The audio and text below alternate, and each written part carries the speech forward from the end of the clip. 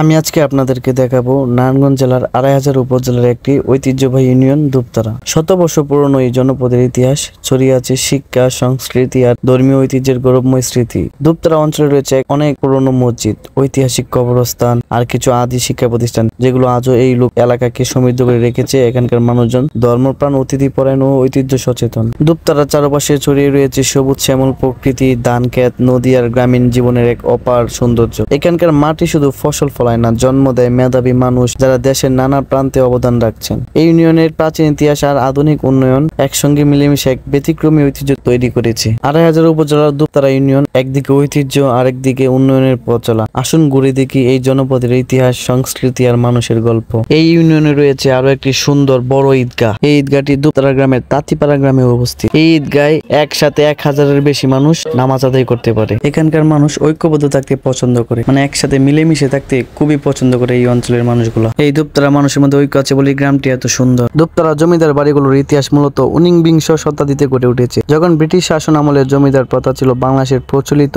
সেই সময়ে ধনী ও প্রভাবশালী পরিবারগুলো কর আদায়ের দায়িত্ব পেত এবং তারা বিশাল প্রাসাদ ও স্থাপনা নির্মাণ করত। দুপতারা জমিদাররা কেবল ধনী ও ক্ষমতাধরী ছিলেন না, তারা এলাকার শিক্ষাগত, ধর্মীয় ও সাংস্কৃতিক কার্যক্রমের পৃষ্ঠপোষকতা করতেন জমিদার বাড়িগুলোতে। কিছু জমিদার স্কুল বা পাঠশালা প্রতিষ্ঠা করেন শিক্ষা বিস্তারের জন্য।